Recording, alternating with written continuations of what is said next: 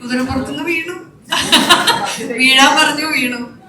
തീർച്ചയായിട്ടും അത് മണിയേട്ടൻ ഉണ്ട്, സുകുമാരിയമ്മ നമ്മുടെ കൂടെ ഇല്ല, മയൂരി അന്ന് നമ്മുടെ കസിൻസിന്റെ കൂട്ടത്തിലുണ്ടായിരുന്ന മയൂരി ഇന്ന് നമ്മുടെ കൂടെ ഇല്ല. അപ്പൊ ഇപ്പൊ ആലോചിക്കുമ്പോ അവരൊക്കെയാണ് നമ്മുടെ ഇടയിൽ ഇല്ലാത്തത്. ബാക്കിയുള്ളവരെയൊക്കെ നമുക്ക് എപ്പോ വേണമെങ്കിലും കാണുക, കമ്മ്യൂണിക്കേറ്റും ചെയ്യാലോ. ദിവസം മഞ്ജു ചേച്ചിക്ക് ഹാങ് ഓവർ ഉണ്ടായിരുന്നു. അങ്ങനെ ചോദിച്ചാൽ എനിക്ക് ഓർമ്മയില്ല. പക്ഷെ എന്തായാലും ഭയങ്കര അത് ഇപ്പോഴും ഉണ്ട്. എൻ്റെ ഒരു ഹാങ് ഓവർ എന്ന് പറയാൻ ശരിക്കും ആ ഷൂട്ടിങ്ങിന്റെ ഓർമ്മകളും ഒക്കെ ഇപ്പോഴും ഉണ്ട്. അതിനർത്ഥം ഇപ്പോഴും ഹാങ് ഓവർ മാറിയിട്ടില്ല എന്ന് തന്നെയാണ്. അപ്പൊ നല്ല ഓർമ്മകൾ തന്നെയാണ്.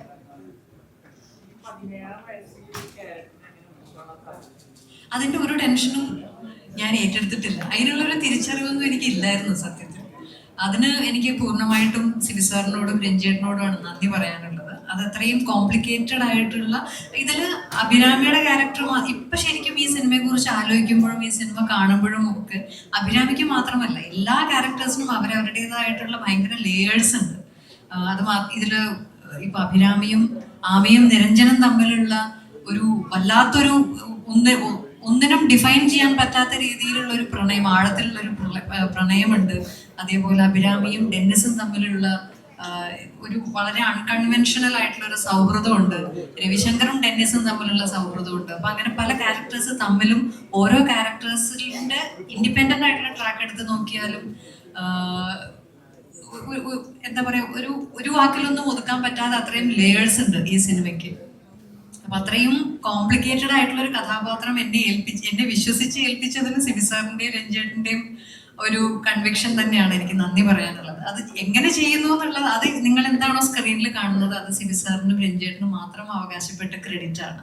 എന്തുകൊണ്ടോ എല്ലാം കൊണ്ടും വളരെ എല്ലാ ചേരുവകളും ഒത്ത് വളരെ മനോഹരമായിട്ടുള്ള ഒരു സിനിമയും കൂടിയായി അത് കമേഴ്ഷ്യലി വലിയ സക്സസ് ആയി എന്നുള്ളത് വലിയൊരു ഭാഗ്യം തന്നെയാണ്. അല്ലാതെ എനിക്കൊന്നും കഥാപാത്രത്തിന്റെ ഞാൻ അറിഞ്ഞഭിനയിച്ചു എന്നൊന്നും എനിക്ക് പറയാൻ കഴിയില്ല ഈ സിനിമയെ കുറിച്ച്.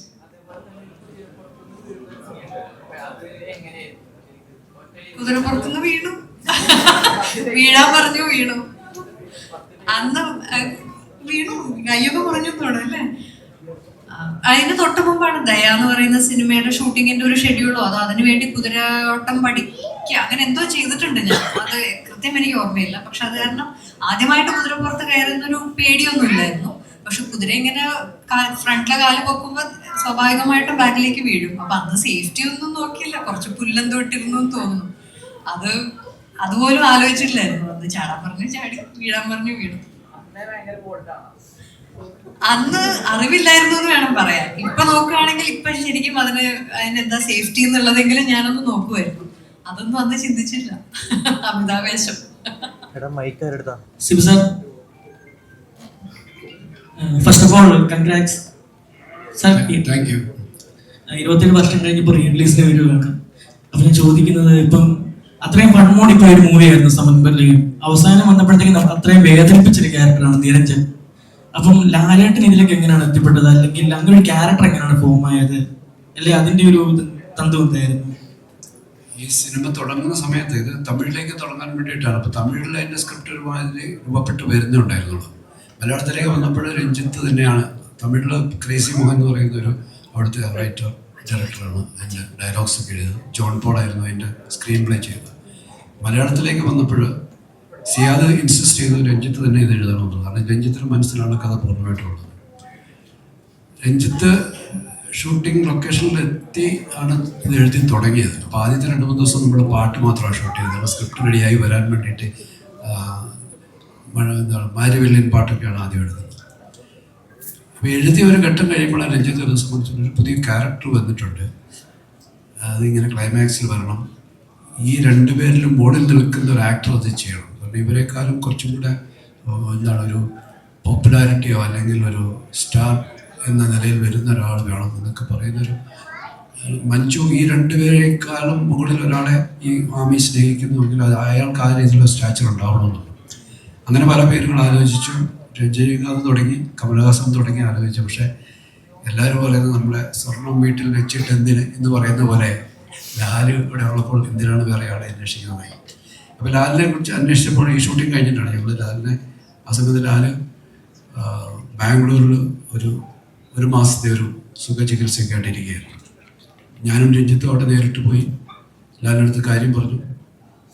അതിനെന്താ, നിങ്ങളുടെ സിനിമയില്ലേ, നമുക്ക് ചെയ്യാം എന്ന് പറയുന്ന ഒറ്റ വാക്കിൽ അത് തീർന്നു. 2 ദിവസമാണ് നമ്മളെ ചോദിച്ചത്. അപ്പോൾ എൻ്റെ ഏറ്റവും വലിയ സന്തോഷം എന്ന് പറഞ്ഞാൽ ലാൽ അന്ന് താടിയൊക്കെ വളർത്തി വളരെ ഈ ചികിത്സയുടെ ഭാഗമായിട്ട് വളരെ ഒരു വയസ്സ് ലുക്കിലേക്കൊക്കെ പോകുന്നു. ലാൽ ഭയങ്കര ശാന്തനായ ഒരാളുടെ ലുക്കൊക്കെ പോകുന്നു. അപ്പം ഞാൻ പറഞ്ഞു, ലാലിനടുത്ത് പറഞ്ഞു, ഇവിടുന്ന് നേരെ വന്ന് നമുക്ക് ഷൂട്ട് ചെയ്യാം, ഈ തടിയും പിടിക്കരുത്, ഇങ്ങനത്തെ കണ്ടീഷൻ തന്നെ വരാൻ പറഞ്ഞു. അങ്ങനെ തന്നെയാണ് ഷൂട്ട് ചെയ്തത്. ആ ക്യാരക്ടറിനെ ഒരുപാട് എൻഹാൻസ് ചെയ്യാനായിട്ട് ആ ഒരു ലുക്ക്, അല്ലെങ്കിൽ ലാലിൻ്റെ അപ്പുറത്തെ ഒരു എന്താണ് ഒരു മുഖത്തിൻ്റെ ആ ഒരു ഭയങ്കര ഒരു പ്ലസൻറ്റ്നെസ് ഒക്കെ ഉണ്ടായിരുന്നു. അതൊക്കെ ആ ക്യാരക്ടറിനെ വല്ലാതെ ഹെൽപ്പ് ചെയ്തു. അപ്പം ലാലിലേക്ക് എത്തി എന്നുള്ളത് നമ്മൾ തിയേറ്ററിൽ എത്തുന്നതിന് മുന്നേ ഒളിപ്പിച്ച് വെച്ചിരുന്നു. കാരണം ആ ഒരു സർപ്രൈസ് അങ്ങനെ തന്നെ കീപ്പ് ചെയ്തിരുന്നു. ആ സർപ്രൈസ് തിയേറ്ററിൽ വലിയ രീതിയിൽ സ്വീകരിക്കപ്പെടുകയും ചെയ്തു. അതിനകത്ത് ഉള്ള ഒരു രഹസ്യം എന്ന് പറയുന്നത്, അതിനകത്ത് 2 സീനുകൾ നമ്മൾ ഡിലീറ്റ് ചെയ്തിരുന്നു. ഈ മഞ്ജുവിനെ താലി കെട്ടിയ ശേഷമുള്ള മഞ്ജുവിനെ കൺവിൻസ് ചെയ്യുന്ന ഒരു സീനുണ്ടായിരുന്നു. നമ്മൾ ലോജിക്കലായിട്ട് ചിന്തിക്കുമ്പോൾ ഇത്രയും അയാളെ സ്നേഹിച്ച ഒരാൾ പെട്ടെന്ന് മനസ്സ് മാറി വേറൊരാളെ കല്യാണം കഴിക്കുകയും അത് എങ്ങനെ അക്സെപ്റ്റ് ചെയ്യുന്നത്, അതിനെക്കുറിച്ചൊരു 5-10 മിനിറ്റ് നീളമുള്ള ഒരു സീനുണ്ടായിരുന്നു. വീട്ടുകാരെല്ലാവരും കൂടെ മഞ്ജുവിനെ കൺവിൻസ് ചെയ്യുന്നത്. അതിൻ്റെ ഇടയിൽ വീണ്ടും മോഹൻലാൽ വരുന്ന ഒരു സീനൂടെ ഉണ്ടായിരുന്നു. ലാലിൻ്റെ ഒരു പ്രസൻസ് ഉള്ള ഒരു സീനുണ്ടായിരുന്നു. ഇവർ 2 കൂടെ ഒരു ബെഞ്ചിലിരുന്നിട്ട്. പക്ഷെ തിയേറ്ററിലെത്തി അത് ഫസ്റ്റ് ഡേ സിനിമ കണ്ടു കഴിഞ്ഞിട്ട് എന്നെ വിളിച്ചു. ഞാൻ ചെന്നൈയിലാണ്. എന്നെ വിളിച്ചിട്ട് പറഞ്ഞോ, ഇദ്ദേഹത്തിൻ്റെ തന്നെ തിയേറ്ററിൽ മൈമൂണിൽ അത് കണ്ടിട്ട് പറഞ്ഞത്, ഇത് ആ 2 സീനിൻ്റെ ആവശ്യമില്ല, ആൾക്കാർ ഡിസ്റ്റർബ്ഡ് ആകുന്നുണ്ട്. കാരണം ലാല് മരിച്ചു എന്ന് അറിഞ്ഞു കഴിഞ്ഞാൽ പിന്നെ ആൾക്കാർ അവിടെ ഇരിക്കാൻ കാരണം ഇത്രയും വലിയൊരു ലെങ്തി സീൻ എൻ്റെ ഇടയിൽ നിൽക്കില്ല. ഞാൻ പറഞ്ഞു, നിങ്ങളുടെ തിയേറ്ററിൽ മാത്രം ഒന്ന് കട്ട് ചെയ്ത് നോക്കും. കാരണം ഈ താലി കെട്ടി വാദം കെട്ടി കഴിഞ്ഞാൽ പിന്നെ അടുത്ത ഷോട്ടിൽ കാണുന്ന മഞ്ഞ റെയിൽവേ സ്റ്റേഷനിൽ നല്ല ചിരിച്ച് കളിച്ച് നിൽക്കുന്നതാണ്. ആ ഒരു ജമ്പ് ഉണ്ടാവുമെന്ന് നോക്കിയപ്പോൾ അതുപോലെ ഒരു ഷോയ്ക്ക് മാത്രം അത് കട്ട് ചെയ്ത് നോക്കാം. കട്ട് ചെയ്ത് കണ്ട് അടുത്ത ഷോ കണ്ടപ്പോഴത്തേക്കും ഒരു പ്രശ്നമില്ല, ആൾക്കാർക്ക് അത് പ്രശ്നമേ ഇല്ലാന്ന്. അങ്ങനെ ആൾക്കാരുടെ അത് മാറ്റുകയുണ്ടായി. അത് വീണ്ടും ഈ ഒരു വേർഷനിലേക്ക് കൊണ്ടുവരാൻ ഞാൻ ശ്രമിച്ചു. പക്ഷേ അതിൻ്റെ ഒരു നല്ല ക്വാളിറ്റിയുള്ള നെഗറ്റീവ് നമുക്ക് കിട്ടാത്തത് കൊണ്ട് അത് സാധിച്ചില്ല. അല്ലെങ്കിൽ അതൊരു സർപ്രൈസ് ആയിട്ട് ഇതിലേക്ക് വന്നേനെ ഈ സിനിമയിലേക്ക്.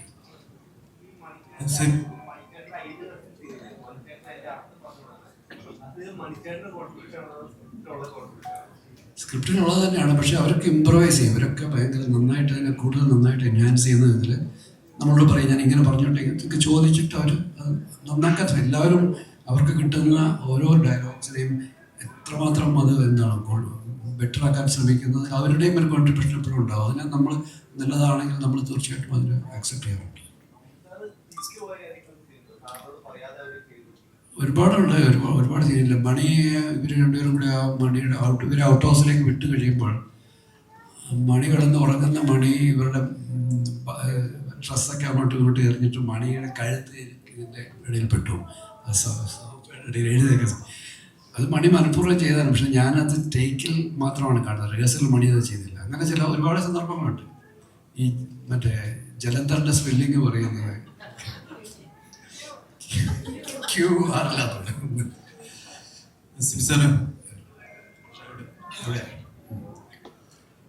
ഇപ്പൊ ഈ സിനിമയില് വലിയൊരു പ്രത്യേകത തന്നെ എന്ന് പറയുന്നത് അതിനകത്ത് ഒരു സസ്പെൻസ് ആണ്. ആരാണ് ആ കുട്ടി എന്നുള്ളതാണ്. അപ്പൊ ആ ഒരു സസ്പെൻസ് പൊളിക്കാനായിട്ട് ഇപ്പൊ ഈ പറഞ്ഞ പോലെ പഴയ സിനിമയുടെ ആ മൂഡിൽ തന്നെ ചെയ്യാൻ ഇപ്പൊ AI സഹായമുണ്ട്, ഒത്തിരി ടെക്നോളജി വളർന്നിട്ടുണ്ട്. അപ്പൊ അത് വെച്ച് എന്തെങ്കിലും തരത്തിൽ ആ ഒരു സസ്പെൻസിന്റെ ഒരു അവസാനം അതൊന്ന് മാറി ഇപ്പം പുതിയതായിട്ട് റിലീസ് ചെയ്യുമ്പോൾ അത് കാണാൻ കുറച്ചും കൂടി ഒരു ആൾക്കാർക്കൊരു ആകാംക്ഷ ജനിക്കാനായിട്ട് ഒന്ന് ശ്രമിച്ചുകൂടായിരുന്നു. ഇതിനെക്കുറിച്ചൊക്കെ ഒരുപാട് റിസർച്ച് സോഷ്യൽ മീഡിയയിൽ നടക്കുന്നുണ്ട്. ആ പൂച്ച പിടിച്ചിരിക്കുന്ന കുട്ടിയുടെ കയ്യിൽ വിരലിലെ ക്യൂടെക്സ് ഒക്കെ വെച്ചിട്ട് ആൾക്കാർ പലരിലേക്ക് എത്തുന്നുണ്ട്. പക്ഷേ ആ സിനിമയിൽ തന്നെ 2 പേരിലേക്ക് അത് ഷോർട്ട് ലിസ്റ്റ് ചെയ്യപ്പെട്ടിട്ടുണ്ട്. മയൂരിയിലും രസിക എന്ന് പറയുന്നത് അവരിലേക്ക് അത് ഷോർട്ട് ലിസ്റ്റ് ചെയ്യപ്പെട്ടിട്ടുണ്ട്. അത് ഞാൻ പറയുന്ന പോലെ ഒരുപാട് സ്ഥലങ്ങളിൽ എനിക്ക് നേരിടേണ്ടി വരുന്ന ചോദ്യവും അതാണ്. അത് ആ ഒരു സസ്പെൻസ് അങ്ങനെ നിലനിൽക്കട്ടെ എന്നാണ് രഞ്ജിത്ത് പറയുന്നത്. ഇനിയും സമയമുണ്ടല്ലോ എന്നാണ് പറയുന്നത്.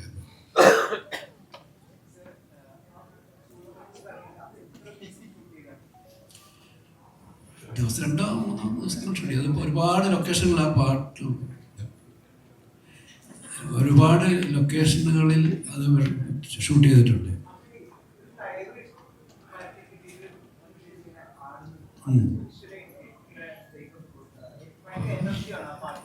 അല്ല അധികം ടേക്ക് ഇവരൊക്കെ വെച്ച് ചെയ്യുമ്പോൾ എന്തിനാണ് അധികം ടേക്ക്?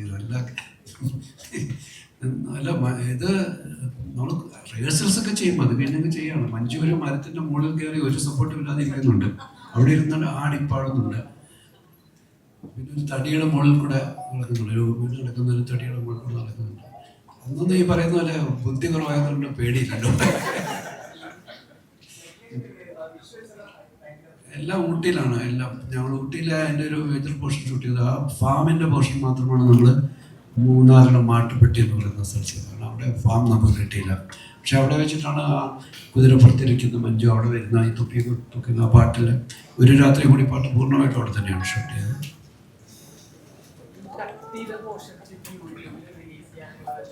ഇല്ല, അതിന് ക്വാളിറ്റി ഇല്ല. നമ്മൾ ഒരുപാട് അന്വേഷിച്ചു, കിട്ടിയതിനകത്ത് നെഗറ്റീവ് ഒക്കെ വളരെ ഡാമേജ്ഡ്. അല്ലെങ്കിൽ തീർച്ചയായിട്ടും ഇതിനകത്ത് നമ്മൾ കൊണ്ടുവന്നില്ല. കാരണം ലാലുള്ള ഒരു സീൻ വീണ്ടും വരിക എന്ന് പറയുന്നത് വളരെ ഒരു ആൾക്കാർക്ക് കാണാൻ താല്പര്യമുള്ളതുള്ളൂ. ഇതിനകത്ത് ഇല്ലാതെ പോയ കുറേ ആൾക്കാരാണ് നമ്മളെ ഇപ്പം ഗിരീഷ്, അതുപോലെ അഗസ്റ്റിൻ ഒരു സീനിലാണെങ്കിൽ പോലും അഗസ്റ്റിൻ ഉണ്ടായിരുന്നു, സുമാർ ചേച്ചി, മണി, അങ്ങനെ ഒരുപാട് പേര് നമുക്കിപ്പോൾ ഇല്ലാതെ ഒരു ഈ റിലീസ് ചെയ്യുമ്പോൾ ഒരുപക്ഷെ ഈ വേദിയിൽ ഉണ്ടാകാൻ വേണ്ടിയിരുന്ന ആൾക്കാരൊക്കെയാണ് അവരൊക്കെ. ഒരു 27 വർഷത്തിൻ്റെ ഒരു നൊസ്റ്റാൾജിയ ഇന്നും പക്ഷേ അതിനുശേഷം ജനിച്ച തലമുറകളും ഈ സിനിമ കാണാൻ ആഗ്രഹിക്കുന്നു എന്നുള്ളതാണ്. കാരണം നമ്മൾ പലപ്പോഴും ഈ ക്യാമ്പസിൽ പോയി കിട്ടുന്ന ചോദ്യങ്ങൾ ചോദിക്കുന്നവർ അവർ 27 വയസ്സിലൊക്കെ പ്രായം കുറഞ്ഞാണോ, 20ഉം 22ഉം അല്ലെങ്കിൽ 17ഉം 18ഉം വയസ്സുള്ള കുട്ടികളാണ് ആ ചോദ്യങ്ങൾ ചോദിക്കുന്നത്. അപ്പോൾ അവർ ഈ സിനിമ എത്രമാത്രം മറ്റ് യൂട്യൂബിലൊക്കെ കണ്ടു കഴിഞ്ഞിട്ടുണ്ട്. അപ്പോൾ അവരിലെല്ലാം ക്യൂരിയോസിറ്റി നിലനിൽക്കുന്നു എന്നുള്ളത് തന്നെയാണ് ഇതിൻ്റെ ഒരു റിയൽ ടെസ്റ്റ് നമ്മൾ ചിന്തിക്കാൻ കാര്യം. ഇവിടെ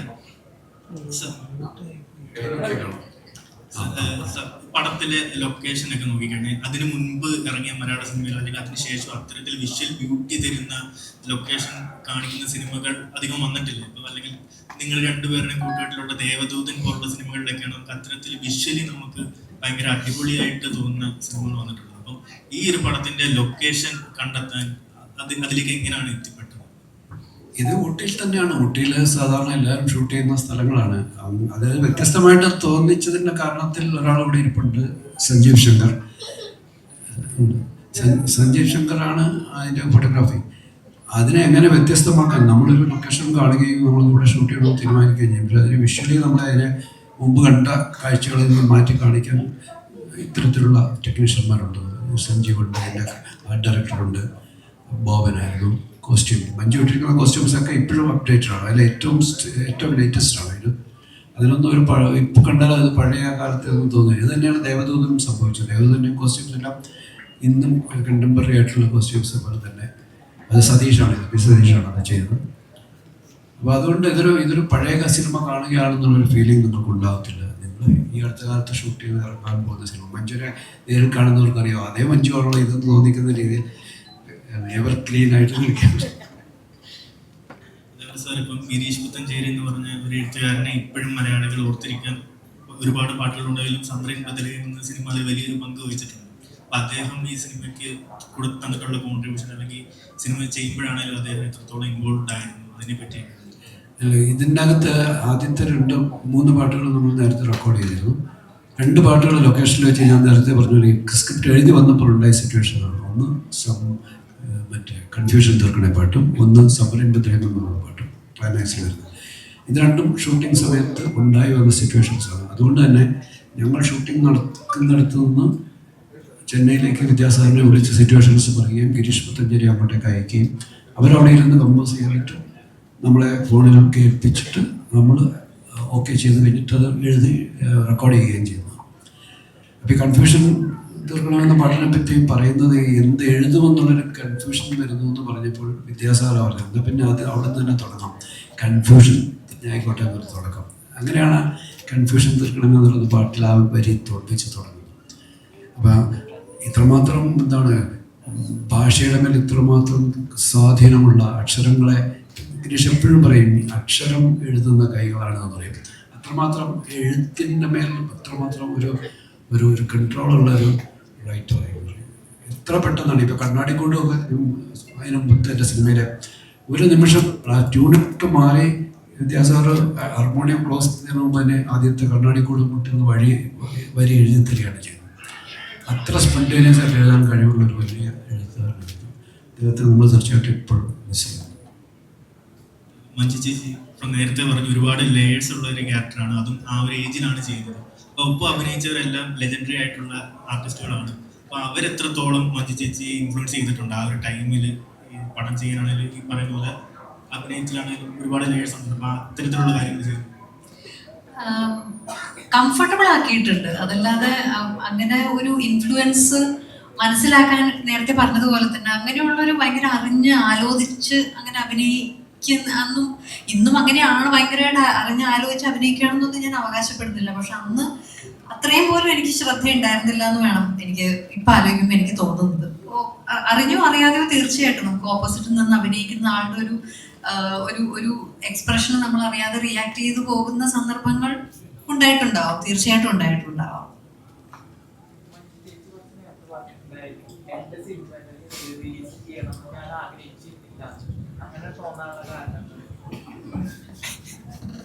അല്ല, നമ്മൾ പ്രതീക്ഷിക്കുന്നില്ലല്ലോ. പിന്നെ അത് മാത്രമല്ല, ഞാൻ അഭിനയിച്ചൊരു സിനിമ ഇരുന്ന് കാണുക എന്ന് പറയുന്നത് എനിക്ക് വലിയൊരു ചമ്മലുള്ള കാര്യമാണ്. അപ്പൊ അത് കാരണം ഞാനങ്ങനെ എൻ്റെ ഒരു സിനിമ റിലീസ് ചെയ്ത് കാണാൻ ആഗ്രഹിക്കാറൊന്നുമില്ല.